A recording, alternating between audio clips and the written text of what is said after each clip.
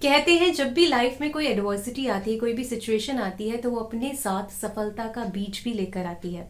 अगर इच्छा शक्ति मजबूत हो तो हम अपने लाइफ के जो अभाव हैं, जो भी हमारी लाइफ में कमियां हैं, उसको महान संपत्ति में भी कन्वर्ट कर सकते हैं।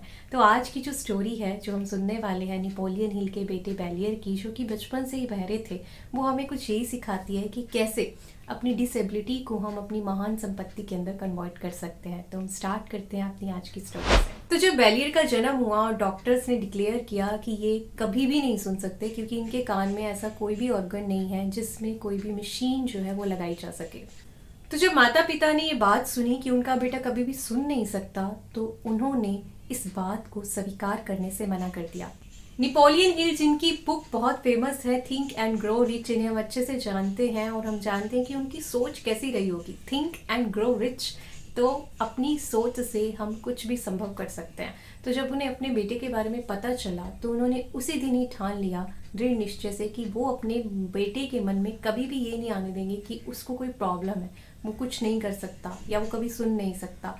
वो अपने मन में, वो अपने बेटे के मन में ऐसे ऐसे विचार भरेंगे कि वो अपनी इस शारीरिक दोष को अपनी महान संपत्ति में कन्वर्ट करें। तो डॉक्टर्स के अकॉर्डिंग अगर बेलियर के कान के पास में जाके कोई जोर से बोले तो उसको बहुत थोड़ा सा सुनाई दे सकता है। और बोन कंडीशनिंग का एक सिद्धांत होता है जिसके अकॉर्डिंग बच्चे के दिमाग के पास जाकर कुछ भी जो बोला जाता है वो वाइब्रेशन के रूप में उस चीज़ को ऑब्जॉर्व करता है। तो इन्हीं दोनों कंडीशन को लेकर नेपोलियन हिल ने ठान लिया कि वो अपने बच्चे के मन में पॉजिटिव विचार रोज़ भरेगा। वो रोज़ उनके लिए कुछ स्टोरी लिख कर लाते थे और उसको वो पॉजिटिव स्टोरी सुनाते थे।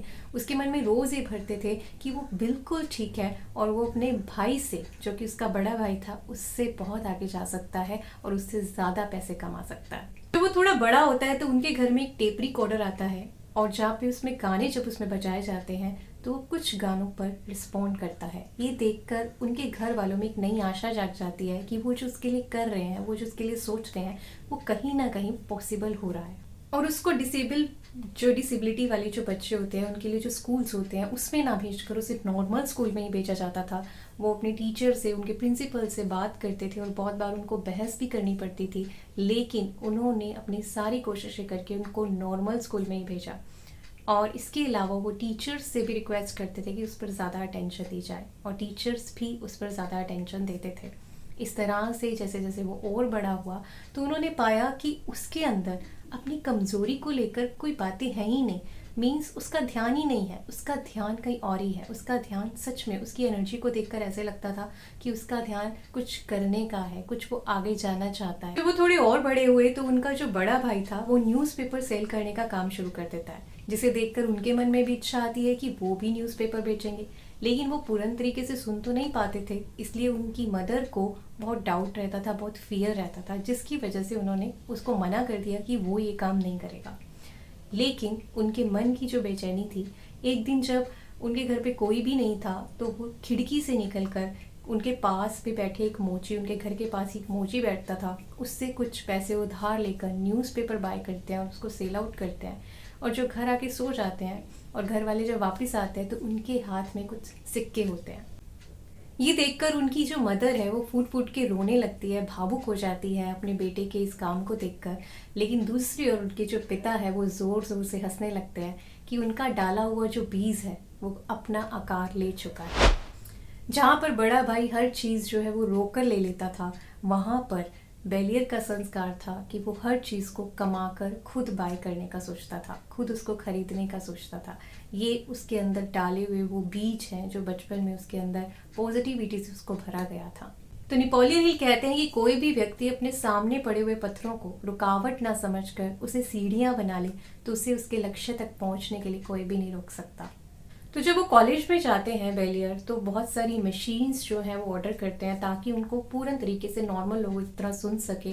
और अपनी लाइफ में जब उनको आगे जाना है, जॉब करनी है, तो ये बहुत ज़रूरी हो जाता है।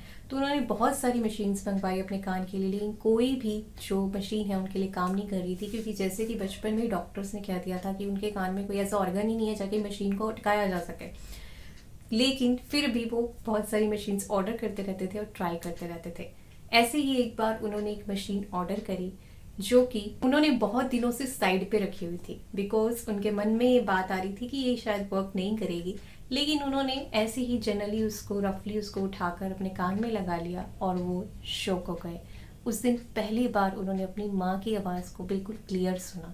उस दिन पहली बार उन्होंने सिनेमा घर की जो मूवी है उसकी जो आवाज़ है उसको क्लियर सुना। जो गीत है उसकी जो ओरिजिनल आवाज़ है उसको वो सुन पाए। तो वो जो मशीन है वो उनके लिए एक्यूरेट काम कर रही थी, जिससे खुश होकर उन्होंने उस मशीन के जो ओनर है उसको एक लेटर लिखकर भेजा और अपने सारा एक्सपीरियंस उसके अंदर शेयर किया।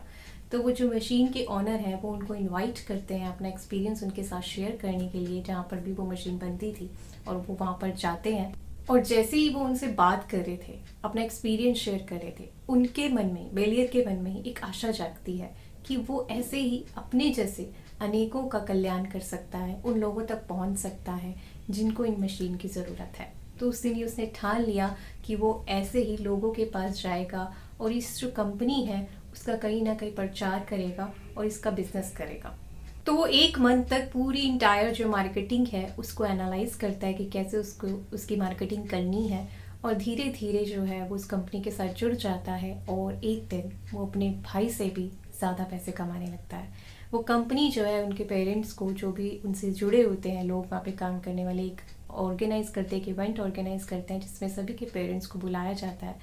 तो जब नेपोलियन हिल है वो वहाँ जाते हैं तो वो पाते हैं कि वहाँ पर वही भाषण डिस्कस हो रहा है जो कि वो बहुत पहले से जानते थे, जो बहुत पहले से बेलियर के लिए अप्लाई कर रहे हैं। इच्छा शक्ति से, पॉजिटिव फीलिंग से, जो हम पॉजिटिव सजेशंस डालते हैं, इंफॉर्मेशन डालते हैं, उससे हम कुछ भी चेंज कर सकते हैं, अपनी कोई भी रियलिटी को चेंज कर सकते हैं, कोई भी सिचुएशन को एडवांटेज में चेंज कर सकते हैं। तो जब वो भाषण सुन रहे थे तो उनके मन में एक अलग ही खुशी थी।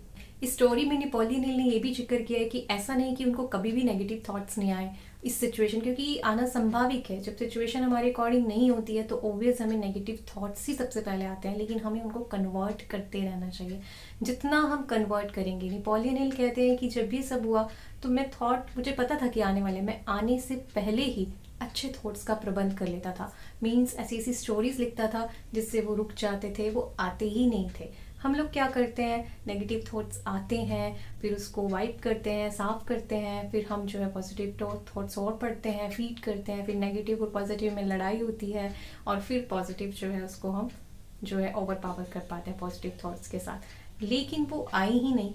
इसके लिए बेटर है कि हम रोज़ ऐसी ऐसी स्टोरीज, ऐसे ऐसे अच्छे थॉट्स जो अपने माइंड में भरते रहें, ताकि हम अपने थॉट्स का जो पैटर्न है उसको हमेशा एक दिशा में, एक हमेशा पॉजिटिव पैटर्न में रख सकें, ताकि जो हमारा मोमेंटम है वो ब्रेक ना हो। So thank you so much for watching. Stay blessed, stay happy.